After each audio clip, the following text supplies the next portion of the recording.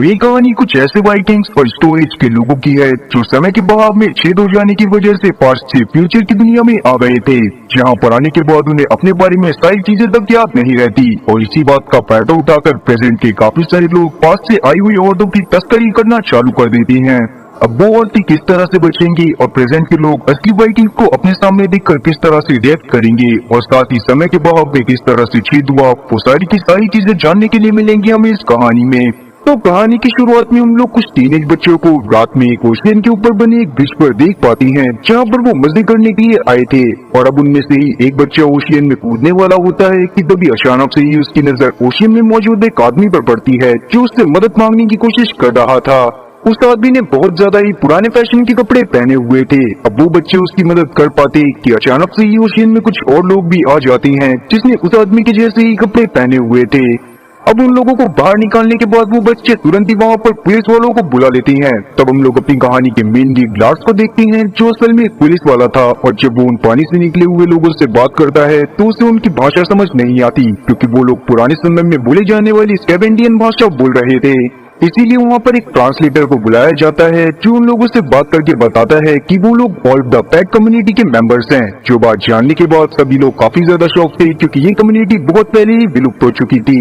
आगे वो लोग बताते हैं कि वो लोग बस अपना काम कर रहे थे तभी अचानक से ही वो टेलीपोर्ट होकर इस सेंचुरी में आ गए। ये बात जानने के बाद लार्स को शुरुआत में उनकी बातों पर भरोसा नहीं होता और वो तुरंत ही वहाँ पर एक साइकियाट्रिस्ट को बुलाने की कोशिश करने लगता है। अब वो ऐसा कर पाता कि तभी अचानक से उसकी नजर न्यूज पर पड़ती है जिसमें दुनिया में अलग अलग जगह पर वैसे ही अलग अलग सेंचुरी से आने वाले लोगों के बारे में बताया जा रहा था जो किसी अनजान कारण से टेलीपोर्ट होकर अपने एरा से इस एरा में आ गए थे और इस बात का साइंटिस्ट के पास भी अभी कोई एक्सप्लेनेशन नहीं था। और ये सब देखने के बाद लार्स का दिमाग एकदम चकरा जाता है। वहाँ से सीन कुछ साल आगे जाता है जहाँ हम जान पाते हैं कि अभी भी अक्सर लोग पास्ट से इस टाइमलाइन में आते रहते हैं पर किसी को इसका रीजन अब तक पता नहीं चला है। पर अब तक उन लोगों के लिए उनके टाइमलाइन के हिसाब से कम्युनिटीज बना दी गई थी और जो भी अब पास्ट से आते थे वो अपनी कम्युनिटी के साथ ही रहते थे क्योंकि एकदम से उन्हें नई चीजों को अडेप्ट करने में बहुत ज्यादा दिक्कत आती थी। अब वहाँ से सीन लार्स पर आता है जिसका डिवोर्स हो चुका था और उसकी बीवी ने पास्ट से ही एक आदमी से शादी कर ली थी। साथ ही लार्स की वाइफ के पास उनकी बेटी इंग्रिड की कस्टडी भी थी, इसीलिए लार्स बहुत ज्यादा अकेला हो गया था। लार्स अपना दिमाग शांत रखने के लिए ड्रग का यूज करता था जिनको उन लोगों को शांत रखने के लिए दिया जाता था जो एकदम से पास्ट से इस टाइमलाइन में आ गए थे और इस समय पर चीजों को अचानक से अडेप्ट नहीं कर पा रहे थे। पर किसी को भी इस बारे में नहीं पता था क्योंकि वो चीजें नॉर्मल ह्यूमंस के लिए बैन थी और लार्स ने भी इस बारे में किसी को भी नहीं बता रखा था क्योंकि अगर वो किसी को बताता कि वो उस ड्रग का यूज करता है तो बात उसकी जॉब पर भी आ सकती थी।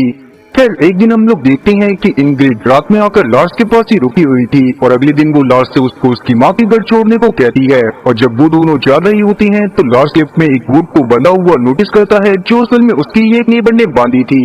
क्योंकि लार्स का वो नेबर स्टोन एज से अचानक से यहाँ पर आ गया था और उसे जानवरों को इसी तरह से रखना आता था। खैर अभी लार्स इस पर ज्यादा ध्यान नहीं देता और इंग्रिड से बातें करते हुए उसे उसकी माँ के घर में जाकर छोड़ देता है। तभी अचानक से ही लार्स को उसके डिपार्टमेंट की तरफ से एक लाश के बारे में पता चलता है जो ओशियन में मिली थी और वो भी किसी ऐसी लड़की की लग रही थी जो कि पास्ट से अचानक से टेलीपोर्ट होकर यहाँ पर आ गई थी। इसके बारे में जानने के बाद लार्स तुरंत ही उस लोकेशन पर पहुंच जाता है।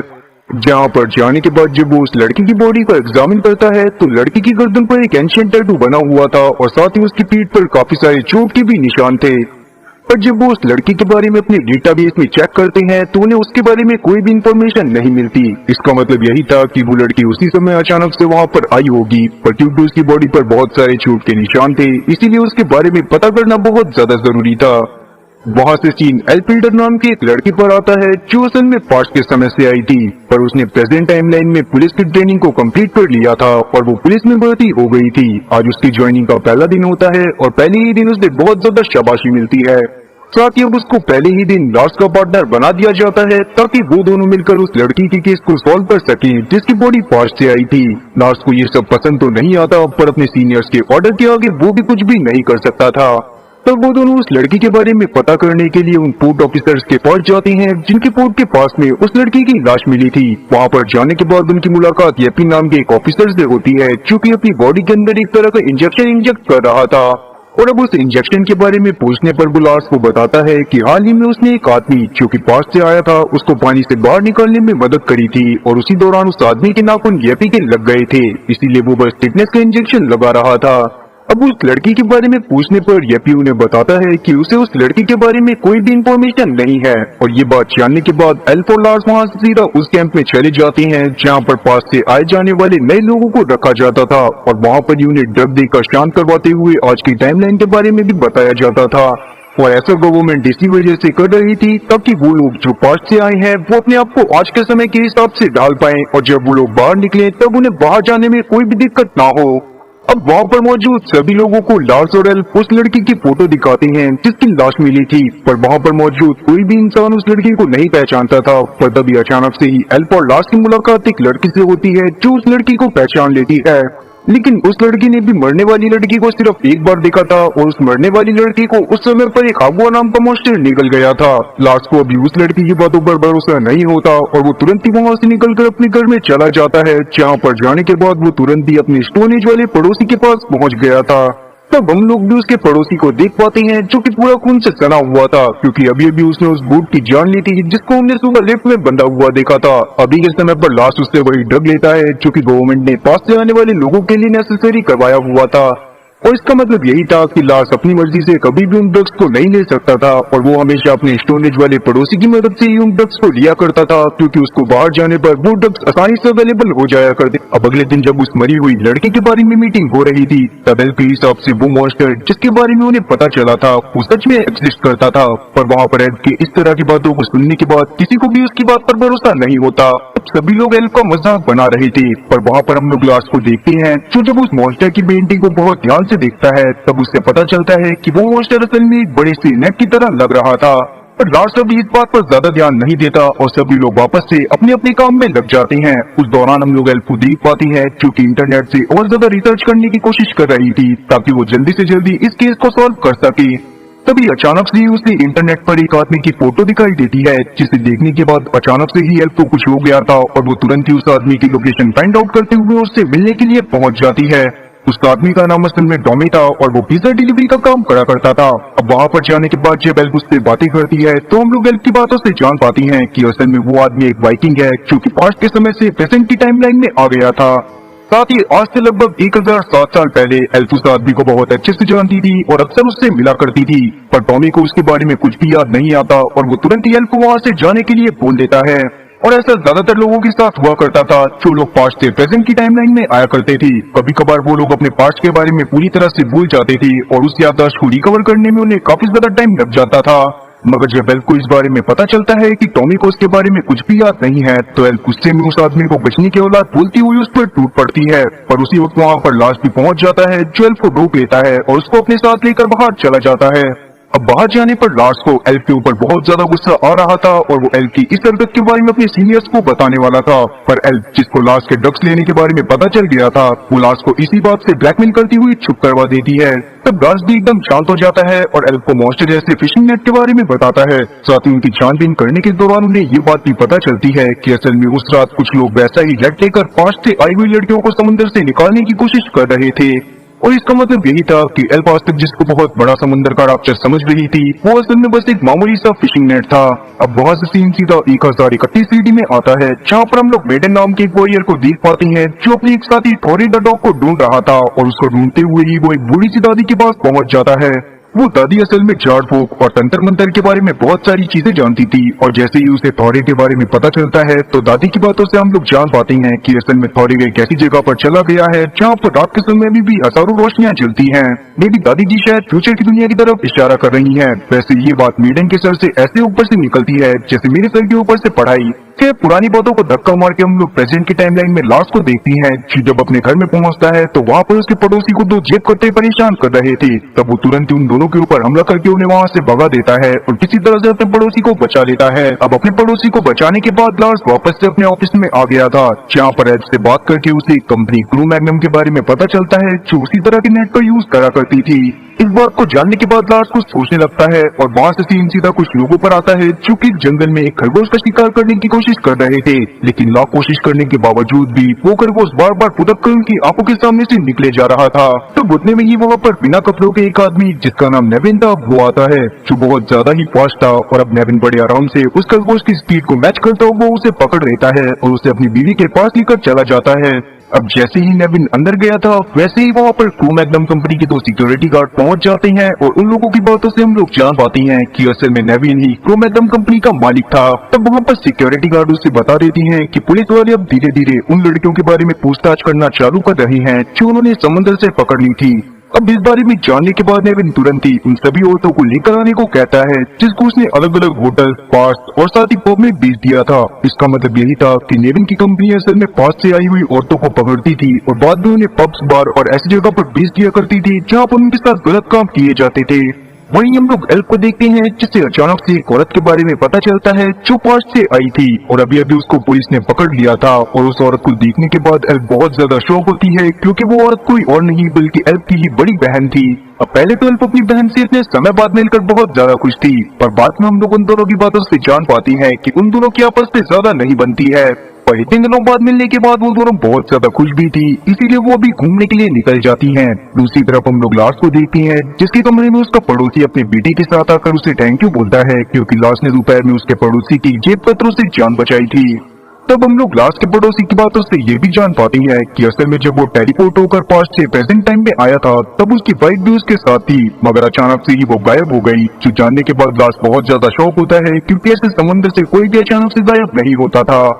अब आगे हम लोग एल्फ और आर को वापस से देख पाते हैं जो जब रास्ते से जा रहे थे तभी अचानक से उनके सामने से क्रू मैग्नम कंपनी की एक वैन गुजरती है, जिसे देखने के बाद एल्फ तुरंत ही उस वैन का पीछा करना चालू कर देती है जहाँ पर वो वैन के साथ एक बोट के पास आकर रुक गई थी। तब उसने वैन और साथ ही वैन में मौजूद वर्कर की फोटो ले ली थी ताकि वो अगले दिन अपने साथियों को उन्हें दिखा सके। जिसके बाद जब वो उन्हें दिखाती है तो वो उन्हें ये भी बताती है कि उसे लग रहा है कि शायद क्रू मैग्नम कंपनी वाले ह्यूमन ट्रैफिकिंग कर रहे हैं। अब इस बारे में जानने के बाद सभी लोग जल्दी से जल्दी क्रू मैग्नम कंपनी के बारे में ज्यादा से ज्यादा इंफॉर्मेशन निकालने में लग गए थे। तब लास्ट भी उस फोटो में मौजूद वैन का नंबर चेक करता है और उसे पता चलता है कि वैन में मौजूद वर्कर पास्ट से आए हुए थे पर वैन का नंबर किसी मॉडर्न आदमी के नाम पर रजिस्टर था। और ये बात बहुत ज्यादा वियर्ड थी क्योंकि कंपनी वाले कभी भी बिना ड्राइवर की गाड़ी को हायर नहीं करा करते थे और इसी वजह से एल्फ वापस से उसी कंपनी के बारे में और ज्यादा जानकारी निकालने में लग जाती है।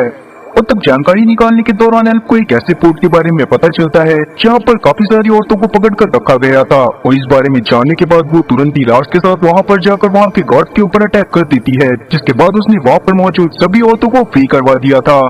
तब भी वहाँ पर अचानक से यप्पी पहुंच जाता है जो कि असल में वही गार्ड था जिससे एल्फ और साथी लार्स मिलने के लिए पहुंची थी। तब वहाँ पर वो एल्फ से बातें करते हुए उससे अकेले में मिलने के लिए पूछता है, जिस पर एल्फ भी मान जाती है क्योंकि कहीं ना कहीं दोनों ही एक दूसरे की तरफ अट्रैक्टेड थे। उसी दौरान हम लोग लार्स को देखते हैं जो कि उन औरतों को दिख रहा था जिनको अभी अभी उन्होंने बचाया था। तभी अचानक से ही उसकी नजर एक औरत पर पड़ती है जिसकी गर्दन पर भी वैसा ही टैटू बना हुआ था जैसा कि उस लड़की की गर्दन पर बना हुआ था जिसकी लाश समुद्र के किनारे मिली थी।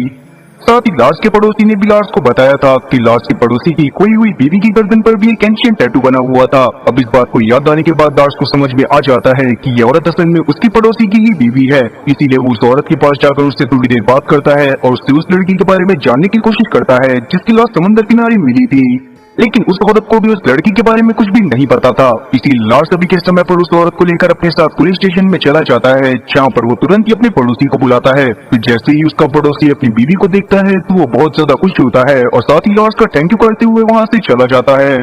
अब लार्स उस लाश की वजह से काफी ज्यादा परेशान था क्योंकि ज्यादातर औरतें मिल गई थी पर उसके बाद भी उसे उस लड़के के बारे में कोई भी जानकारी नहीं मिली थी जिसकी लाश समंदर के किनारे मिली थी और इसी वजह से उसे लगने लगता है कि शायद उसने केस के बीच में कुछ न कुछ तो जरूर मिस कर दिया है।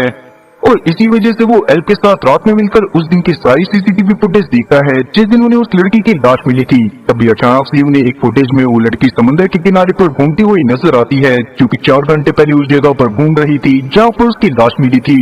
और इस फुटेज को देखने के बाद लेस और एल्फ का दिमाग और ज्यादा खराब हो गया था क्योंकि अगर कोई भी टेलीपोर्ट होकर प्रेजेंट की टाइमलाइन में आता था तो वो अक्सर सीन में ही टेलीपोर्ट होता था और उन्हें पहले लग रहा था कि शायद वो औरत पास से आकर डायरेक्ट ही सीन में मारी गई होगी।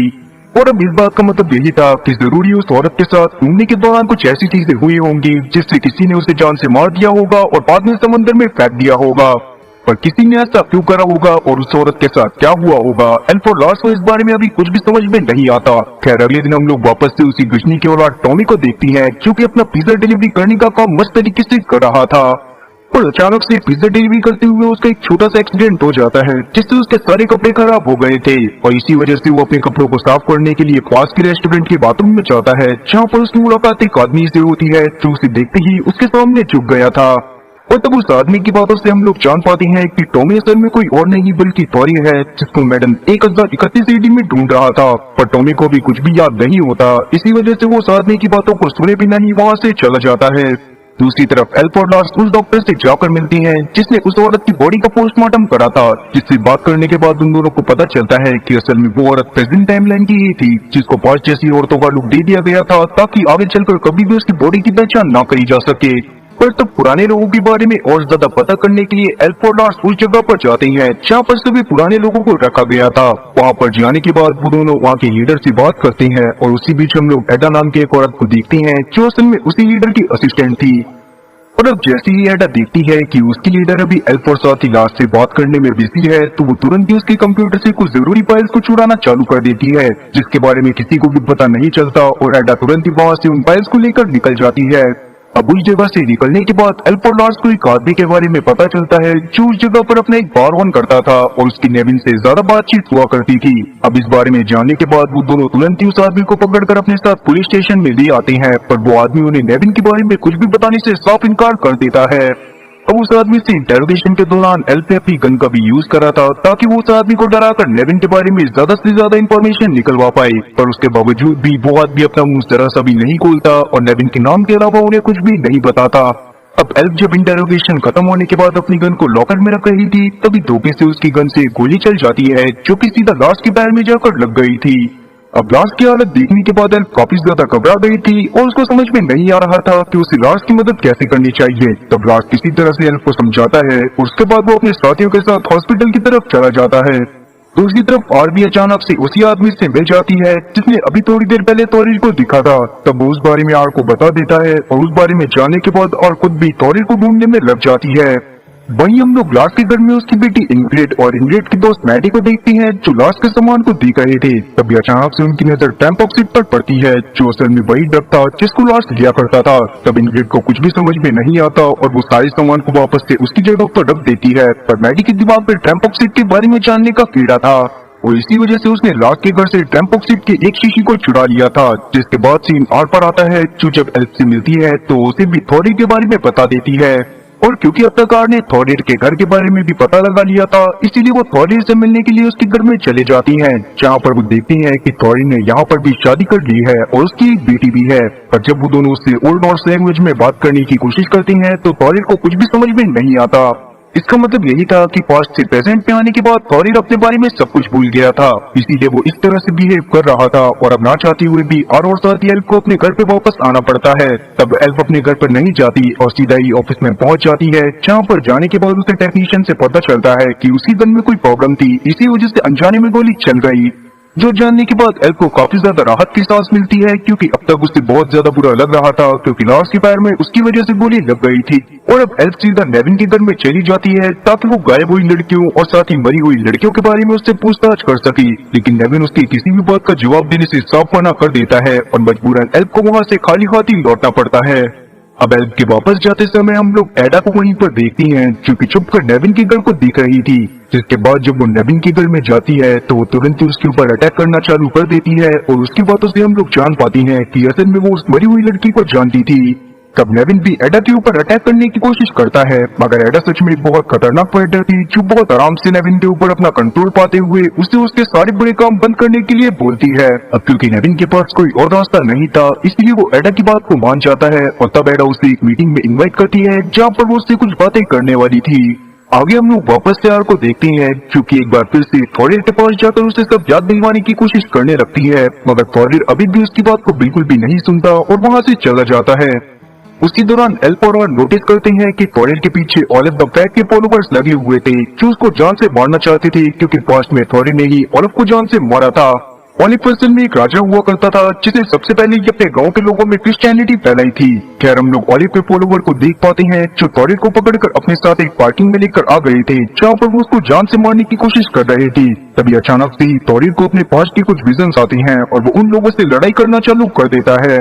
और अपने विजन्स को देखने के बाद टॉयलेट बहुत ज्यादा पावरफुल हो गया था और वो तुरंत ही उन लोगों को मदद चखाने के बाद और साथ ही एल्फ के पास लौट जाता है जहाँ पर अब वो अपने बारे में और ज्यादा चीजें जानना चाहता था। अब आके हम लोग पुलिस स्टेशन में देखते हैं जहाँ पर अचानक से ही दो स्टाइलिस्ट आ जाते हैं जिनकी बातों से पुलिस वालों को पता चलता है कि असल में वो दोनों वही स्टाइलिस्ट हैं जिन्होंने उस मरी हुई लड़की का मेकअप करा था और उसे पुराने समय के लोगों का गेटअप दिया था। पर उन दोनों के हिसाब से वो लड़की पास्ट के लोगों से बहुत ज्यादा ही ऑब्सेस्ड थी और वो खुद ही चाहती थी कि वो दोनों मिलकर उसको पास्ट की औरतों की तरह बना दे।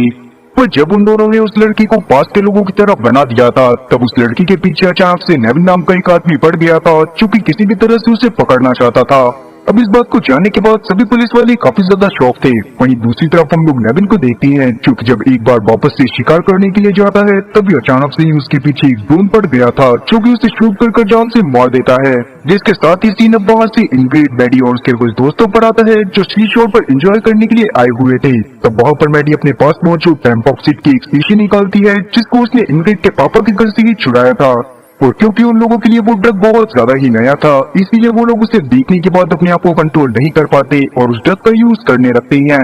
पर उसी दौरान मैडी अचानक से समुद्र में गिरकर गायब हो जाती है जिसे देखने के बाद सब लोग काफी ज्यादा परेशान हो गए थे। पर तभी वहाँ पर मैडी वापस से आ जाती है और साथ ही उसके साथ बहुत सारे वाइकिंग भी वहाँ पर टेलीपोर्ट होकर आ गए थे। अब ये सब देखने के बाद मैडी और उसके सारे दोस्त बहुत ज्यादा शॉक थे। वहीं हम लोग एल्फ और लार्स को देखते हैं जिन्हें जब नेविन की डेथ के बारे में पता चलता है तो वो तुरंत ही क्राइम सीन पर चले जाती है जहाँ पर हम लोग एज अ व्यूअर जान पाते हैं कि ये वो जगह नहीं थी जहाँ पर नेविन को सच में मारा गया था। साथ ही लार्स और एल्फ भी नेविन की हालत को देखकर समझ गए थे कि उसकी बॉडी क्रॉल करते हुए वहाँ पर आई थी जबकि उसके ऊपर अटैक कहीं और हुआ था। तभी अचानक से लार्स को इंग्रिड के बारे में एक मैसेज आता है जिसको टेम्पॉक्सिड यूज करने की वजह से उसके दोस्त के साथ आइसोलेटेड जगह पर रखा गया था। अब इस बात को जानने के बाद लार्स को बहुत ज्यादा बुरा लगता है और साथ ही उसे बहुत ज्यादा गुस्सा भी आ रही थी। पर एट द सेम टाइम उसकी फटी भी पड़ी थी क्योंकि वो जानता था कि अगर धोखे से भी ये बात सामने आ गई कि मैडी के हाथ में वो टेम्पॉक्सिड उसके ही घर से लगा था तो बात उसकी नौकरी पर आ जाएगी। लेकिन लार्स अभी इस सब के बारे में ज्यादा नहीं सोचता और तुरंत ही इंग्रिड से मिलने के लिए उस आइसोलेटेड जगह पर चला जाता है जहां पर जाने के बाद उसे ये बात भी पता चलती है कि इंग्रिड की बॉडी में टेम्पॉक्सिड की मात्रा बहुत ज्यादा ही कम थी। इसी वजह से उसको कुछ ही समय में वहां से रिलीज करा जाने वाला था। पर मैडी के शरीर के अंदर टेम्पॉक्सिड की मात्रा बहुत ज्यादा थी इसीलिए शायद उसे कुछ ज्यादा समय के लिए वहां पर रखा जाने वाला था। अब ये बात जानने के बाद लार्स को थोड़ी राहत मिलती है और वो एल्फ के साथ अपने काम में वापस से लग जाता है। जिस दौरान हम लोग एल्फ को देखते हैं जो कि सीधा फॉरेस्ट डिपार्टमेंट के लोगों के पास जाकर नेविन की डेथ प्लेस को ढूंढने को कह रही थी। लेकिन वहाँ पर वो लोग उससे ऐसे अनसुना करने लगते हैं जैसे हमारे टीचर हमें तब अनसुना करा करते थे जब हम उनके पास सिक लीव लिखकर हाफ डे की छुट्टी लेने के लिए जाया करते थे। अब वहीं हम लोग वापस से इंग्रिड को देखते हैं जिसके पास अचानक से मैडी आती है जिसको कुछ अजीब से विजन्स आ रहे थे और साथ ही उस ड्रग के ओवरडोज के चलते उसके दांत भी थोड़े थोड़े सड़ चुके थे। अब उसकी हालत को देखने के बाद इंग्रिड की फट के 4 से 64 हो जाती है। पर मेरी ये बात समझ में नहीं आ रही कि वो सच में ड्रग्स थी या फिर चॉकलेट। खैर छोड़ो, अब तो कहानी पर फोकस करो। एल्फ को फॉरेस्ट डिपार्टमेंट वालों की तरफ से कोई भी हेल्प नहीं मिलती क्योंकि वो सारे लोग मिलकर उसको पागल बना रहे थे और इसी वजह से एल्फ और आर डिसाइड करते हैं कि वो अपने कुछ पुराने साथियों के साथ जंगल में जाकर नेविन की डेथ प्लेस को ढूंढेंगे जिसमें वो लोग सफल भी हो जाते हैं और उन्हें ये बात भी पता चल जाती है कि नेविन को असल में ड्रोन की मदद से मारा गया था। और इसीलिए अब एल्फ अगली सुबह अपने सीनियर्स को इस बारे में इन्फॉर्म करती है लेकिन अभी किसी को ये समझ में नहीं आ रहा था कि आखिरकार उन ड्रोन को ऑपरेट कौन कर रहा था। बस सब कुछ फाइंड आउट करने में लग जाता है और उससे कुछ ही देर में वॉरियर वुमेन ग्रुप के बारे में पता चलता है जिनकी कुछ वॉरियर ही उन ड्रोन्स को ऑपरेट कर रही थी और उनमें से कैडा भी थी जिसे देखने के बाद लार्स और एल्फ दोनों ही काफी ज्यादा शॉक थे। और अब उस ग्रुप के बारे में पता लगने के बाद लार्स और ज्यादा रिसर्च में लग गया था। लार्स ने अभी के समय पर टेम्पॉक्सिड को लेना कम कर दिया था ताकि उसके ऊपर किसी को भी शक ना हो। अब अगले दिन हम लोग देखते हैं कि जब वो सो रहा होता है तभी अचानक से ही एक बंदा हाथ में कुल्हाड़ी लेकर उसके दरवाजे को नॉक करता है और तब उस बंदे की बातों से हम लोग जान पाते हैं कि वो लार्स से ओडिन के बारे में जानना चाहता था। तब लार्स को कुछ भी समझ में नहीं आता और वो गुस्से में उस आदमी का कॉलर पकड़कर उसे वहां से भगाने की कोशिश करने लगता है। पर उतने में ही वहां पर लार्स का पड़ोसी आ गया था जो कि किसी तरह से लार्स को शांत करवाता है। और तब हम लोग देखते हैं कि अब वो कुल्हाड़ी वाला बंदा अचानक से वहाँ से गायब हो गया था, जो देखकर लार्स को कुछ भी समझ में नहीं आता और वो तुरंत ही अपने काम पर चला जाता है, जहाँ पर वो अभी के समय पर एडा के बारे में पता करने की कोशिश कर रहा था। वहीं अब तक न्यूज की मदद से सबको थॉरिर के बारे में पता चल गया था कि टॉमी ही असल में थॉरिर है, और इस बारे में जानने के बाद सभी लोग काफी ज्यादा गुस्से में आ जाते हैं, क्योंकि थॉरिर ने पास्ट में ओलिव को जान से मारा था और कहीं ना कहीं ओलिव वही बंदा था जिसने उस जगह पर सबसे पहले लोगों को क्रिश्चियनिटी की तरफ बढ़ाना चालू करा था। और अब इसी वजह से वहाँ के लोग थॉरिर से नफरत करना चालू कर देती हैं, जिस वजह से थॉरिर को जॉब से भी निकाल दिया जाता है और थॉरिर काफी ज्यादा परेशान हो जाता है। और जिस तरह से ओलिव द पैट के बहुत से सपोर्टर थे, वैसे ही थॉरिर के भी काफी सारे सपोर्टर थे जो कि उसके मुश्किल समय में उसकी बहुत ज्यादा मदद करते हैं। साथ ही अब तक प्रेजेंट टाइमलाइन के भी काफी सारे लोग ऐसे हो चुके थे जिन्हें प्रेजेंट टाइमलाइन बिल्कुल भी पसंद नहीं आती थी, और वो लोग चाहते थे कि सभी लोग वापस से पहले के लोगों की तरह रहना चालू कर दे, और इसीलिए वो गवर्नमेंट के खिलाफ प्रोटेस्ट करना चालू कर देते हैं। और जब उन्हें थॉरिर के बारे में पता चलता है तो वो लोगों से अपने साथ शामिल कर लेती हैं। वहीं हम वापस से लार्स को देखते हैं, जिसे उस लोकेशन के बारे में पता चलता है जहाँ पर से एडा ने ड्रोन्स को ऑपरेट करा था, पर उसी वक्त उसे एडा की करंट लोकेशन के बारे में भी पता चल जाता है, इसीलिए पहले वो एडा की करंट लोकेशन पर एल्फ के साथ पहुँचता है। लेकिन जब तक वो लोग वहाँ पर पहुँचते हैं तब तक एडा वहाँ से निकल गई थी, पर वहाँ की तलाशी लेने पर लार्स को कुछ फाइल्स मिलती हैं जिसमें उसे मेडी का नाम भी शामिल दिख रहा था, जिसे देखने के बाद वो बहुत ज्यादा शॉक होता है और तुरंत ही एल्फ के साथ मेडी से मिलने के लिए उसके घर में चला जाता है। लेकिन वहाँ पर जाने के बाद उन्हें पता चलता है कि आइसोलेशन से आने के बाद मेडी की हालत बहुत ज्यादा बिगड़ चुकी थी, और साथ ही वो धीरे धीरे करके मॉडर्न लैंग्वेज को भी भूल गई थी। अभी के समय पर वो नॉर्स लैंग्वेज में कुछ ही वर्ड्स को रिपीट कर रही थी, जिन्हें सुनने के बाद एल्फ को समझ में आता है कि असल में वो कुछ नंबर्स को रिपीट कर रही थी।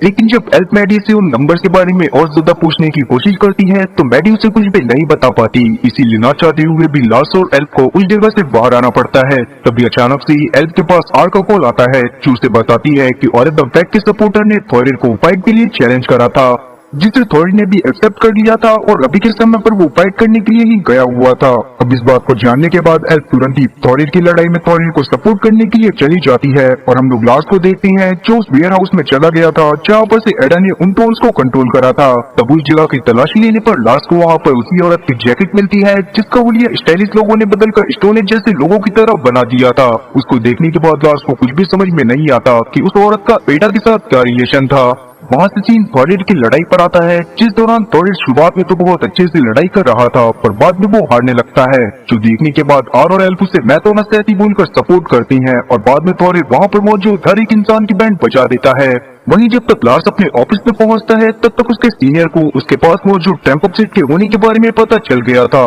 इसी वजह से लार्स भी अपनी गलती को एक्सेप्ट कर लेता है, और तब उसके सीनियर उसको सस्पेंड कर वहाँ से भेज देते हैं।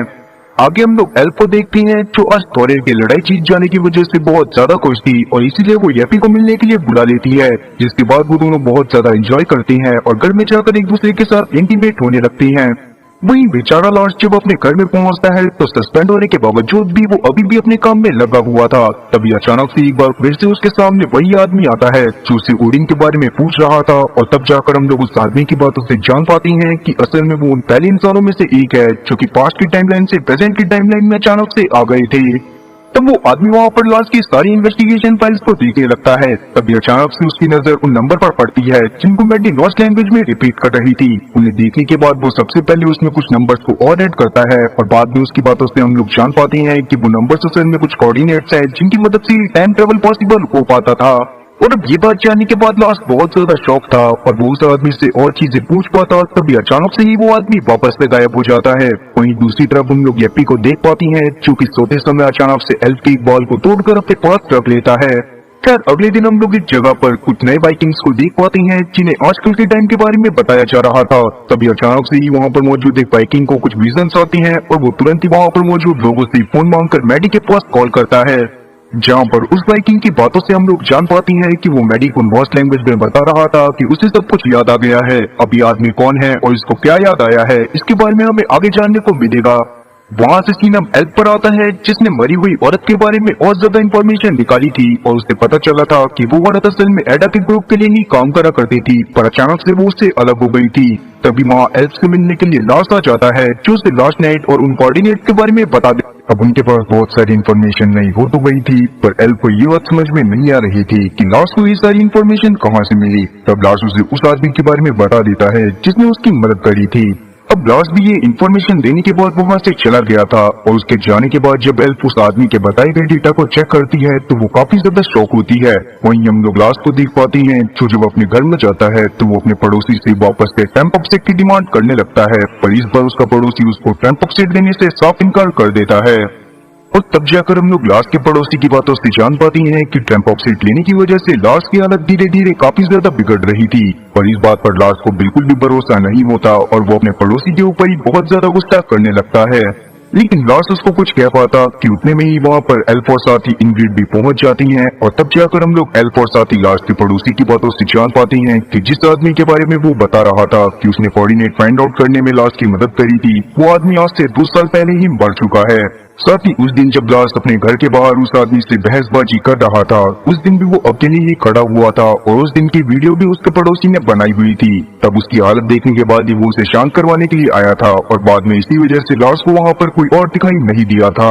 तब पहले तो लास्ट को इन सब बातों पर भरोसा नहीं होता, पर बाद में जब वो उस रिकॉर्डिंग को चेक करता है जो उसके पड़ोसी ने बनाई थी तो वो खुद भी काफी ज्यादा शॉक था, क्योंकि उसमें वो हवा से बातें कर रहा था। और अब इसका मतलब यही था कि लास्ट के ऊपर भी टेम्पॉक्सेट का बुरा असर होना चालू हो गया था। तब लास्ट भी इस बात को समझता है और वहाँ से जाने लगता है। उस दौरान इंग्रिड उसे बताती है कि जिस पुलिस ऑफिसर के पास लास्ट और एल्फ पूछताछ करने के लिए पोर्ट में गए थे, वो पुलिस ऑफिसर अभी के समय पर मैडी के बारे में बहुत ज्यादा बातचीत कर रहे हैं और उसके बारे में पूछताछ करने की कोशिश कर रहे हैं। अब क्योंकि ये बात बहुत ज्यादा वियर्ड थी, इसी वजह से एल्फ और लास्ट उस जगह पर जाने का वापस से डिसाइड करते हैं जहाँ पर उनकी मुलाकात पोर्ट पुलिस से हुई थी। वहाँ पर जाने के बाद उनकी मुलाकात येपी और उसके साथी से तो नहीं होती, पर जब वो वहाँ की सीसीटीवी फुटेज को चेक करते हैं तो उन्हें पता चलता है कि जिस दिन उन्हें मरी हुई औरत की लाश मिली थी उस दिन वहाँ पर येपी और उसका साथी काम पर नहीं आए थे।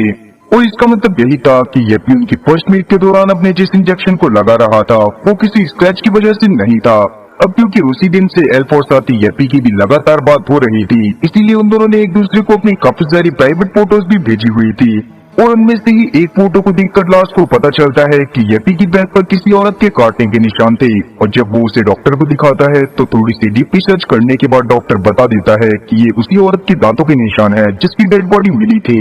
और क्योंकि उस औरत का ब्रूटली रेप भी हो रखा था, इसका मतलब यही था कि येपी और उसके साथी ने उस औरत के साथ गलत करके उसे पानी में मरने के लिए छोड़ दिया था। अब ये बात जानने के बाद एल्फ तुरंत ही येपी और उसके साथी को गिरफ्तार कर लेता है, जो असल में नेविन के साथ भी वर्क करा करते थे, और इसीलिए उन पर और ज्यादा चार्जेस लगाए जाते हैं। अब क्योंकि उस औरत की मौत तक केस सॉल्व हो गया था और इसमें सबसे बड़ा हाथ एल्फ का था, इसीलिए उसको सरकार की तरफ से प्रमोट कर दिया जाता है, जिससे वो बहुत ज्यादा खुश होती है। लेकिन अभी के समय पर लास्ट को ये बात समझ में नहीं आ रही थी कि आखिरकार येपी और उसके साथी का मैडी से क्या लिंक था। और अभी के समय पर लास्ट मैडी के बारे में इतना ज्यादा इसीलिए सोच रहा था क्योंकि जब से मैडी गायब होकर एकदम से वापस आई थी तब से वो बहुत ज्यादा ही अजीब बिहेव कर रही थी। लेकिन अब लास्ट इस सब के बारे में ज्यादा नहीं सोचता, जिसके साथ ही सीन अब थोड़े पर आता है, जिसको धीरे धीरे काफी सारी चीजें याद आ रही थी। फिर एक दिन जब वो अपनी बेटी को घुमाने के लिए बोट में उसके साथ शीशोर के पास जाता है, तभी अचानक से उसे कुछ विजन्स आती हैं, जिसमें वो देखता है कि वो अपने साथियों के साथ एक बच्ची को बोट से बचा रहा था। और सबसे कमाल की बात तो ये थी कि वो विजन्स पास्ट के थे, पर उसके बावजूद भी उस लड़के ने लाइफ जैकेट पहना हुआ था। और तब हम लोग थॉरेल के विजन से ये बात भी जान पाते हैं कि वो लड़की कोई और नहीं बल्कि बड़ी होकर एल्फ एल्डर बनी थी। इस बात को जानने के बाद वो काफी ज्यादा शौक था, क्योंकि अब उसे ये बात याद आ गई थी कि उस समय पर भी एल्फ एल्डर ने लाइफ जैकेट पहनी हुई थी, पर उस समय तो उसका निर्माण भी नहीं हुआ था। पर अभी थॉरेल इन सब चीजों के बारे में ज्यादा नहीं सोचता, क्योंकि अभी के समय पर उसे उसकी पूरी याददाश्त आ गई थी और इसीलिए वो अपने सभी साथियों को पार्टी में बुला लेता है ताकि वो उनके साथ मिलकर थोड़ा सा एंजॉय कर पाए। अब वो लोग वहाँ पर एंजॉय कर ही रहे थे कि तभी अचानक से ही आर की नजर एक आदमी पर पड़ती है, जो असल में ऑरिक द ब्लैक का सपोर्टर था और अभी के समय पर वो गन की मदद से थॉरेल को जान से मारने के लिए आया हुआ था। अब वो उसकी तरफ शूट करता है, लेकिन आर थॉरेल को बचाने के लिए खुद सामने आ जाती है, जिससे थॉरेल की जगह आर को गोली लग गई थी और अब थॉरेल के सामने ही उसकी मौत हो जाती है। जिसे देखने के बाद थॉरेल, एल्फ और बाकी सब बहुत ज्यादा ही परेशान हो गए थे और उन्हें बहुत ज्यादा बुरा भी लग रहा था। लेकिन अभी वो आल को रिस्पेक्ट देने के लिए उसे पुराने रीति रिवाजों के साथ जमीन में दफना देती हैं और उसके लिए वाइकिंग का सॉन्ग गाते हुए प्रे करते हैं। वहाँ से सीना ब्लास्ट पर आता है, जिसे अचानक से ही एडा और उसके साथी मिलकर किडनैप कर लेते हैं, जो कि उसे अपने साथ एक खाली जगह पर लेकर आ गए थे। और तब जाकर हम उन लोगों की बातों से जान पाते हैं कि असल में हमें जिसे अब तक नेगेटिव वे में दिखाया जा रहा था, वो तो सबसे ज्यादा अच्छी और देवमानस निकली। उसने ही नेविन को जान से मरवाया था, क्योंकि नेविन पास से आई औरतों को पकड़कर उनसे प्रोस्टिट्यूशन का काम करवाया करता था और गवर्नमेंट भी उसका कुछ नहीं कर सकती थी। और ऐसा इसीलिए क्योंकि नेविन एक गवर्नमेंट प्रोग्राम के साथ जुड़ा हुआ था, जो पास्ट से आए लोगों के ऊपर एक्सपेरिमेंट कर रहे थे और प्रेजेंट के लोगों को भी पास्ट में भेजने की कोशिश कर रहे थे। उनके ही एक प्रोजेक्ट की वजह से टाइम के बहाव में छेद हुआ था और वो लोग उसके जरिए ही टाइम ट्रेवल को मुमकिन बनाने की कोशिश कर रहे थे। पर क्योंकि एडा को ये सब सही नहीं लग रहा था, क्योंकि इस प्रोजेक्ट की वजह से काफी सारे लोगों की जान भी गई थी और काफी सारे लोगों की जिंदगी बर्बाद हो गई थी, इसीलिए उसने प्रोजेक्ट से रिलेटेड बहुत से लोगों को मार दिया था। साथ ही हम लोग ये बात भी जान पाते हैं कि वो औरत जिसकी बॉडी शुरुआत में लास्ट को मिली थी, वो उसी प्रोजेक्ट के बारे में पता लगाने के लिए जानबूझकर पानी में पुराने लोगों जैसा हुलिया बनाकर गई थी, ताकि वो नेविन के पास पहुंचकर उसके बारे में ज्यादा से ज्यादा इंफॉर्मेशन निकाल सके। मगर उस तक जाने से पहले ही हैप्पी और उसके साथी ने उसे अपनी आवाज का शिकार बनाकर जान से मार दिया। ये सब बताने के बाद एडा लास्ट को उस प्रोजेक्ट से रिलेटेड कुछ फाइल्स देती है और अपने साथियों के साथ वहाँ से चली जाती है। वहीं हम लोग एल्फ को थॉरिन के साथ देखते हैं, जहाँ पर थॉरिन ने एल्फ को बता दिया था कि एल्फ को उन्होंने पानी से निकाला था, जो पानी में डूबने ही वाली थी। और जब वो थॉरिन और उसके साथियों को मिली थी, तब उसके कपड़े बिल्कुल मॉडर्न लोगों के जैसे थे। ये सब जानने के बाद एल्फ को कुछ भी समझ में नहीं आता, सिवाय इसके कि वो फ्यूचर की दुनिया से है, पर ना जाने कैसे वो 1031 AD में पहुंच गई थी। और अब इस बात का मतलब साफ था कि लोग सिर्फ पास्ट से प्रेजेंट में नहीं आ रहे थे, बल्कि प्रेजेंट के लोग भी पास्ट में जा रहे थे। अब वो कैसे हो रहा था, इसके बारे में हमें आगे जानने को मिलेगा। खैर, हम लास्ट को देखते हैं, जो जब अपने रूम में बैठा होता है, तभी अचानक से उसके सामने वापस से उसका इमेजिनरी दोस्त आ जाता है, जिससे बात करके लास्ट को भी ये बात पता चल गई थी कि टाइम दोनों तरफ बह रहा है। पास्ट के लोग भी प्रेजेंट में आ रहे थे और प्रेजेंट के लोग भी पास्ट में जा रहे थे। दूसरी तरफ हम लोग बैडी को देखते हैं, जो अचानक से एक बहुत पुराने टेंपल में जाती है, जहाँ पर जाकर वो एक जगह को खोदने के बाद वहाँ से बहुत पुरानी तलवार और एक क्रॉस को निकालती है, जिसको खुद मैडी ने ही पास्ट में काटा था। और अब इसका मतलब यही था कि पास्ट में जाकर उसने वहाँ पर बहुत सारा समय बिताया होगा और उसके विजन्स की मदद से उसे वो सारी की सारी चीजें याद आ रही थी, और इसीलिए वो मॉडर्न लैंग्वेज को छोड़कर नॉर्स लैंग्वेज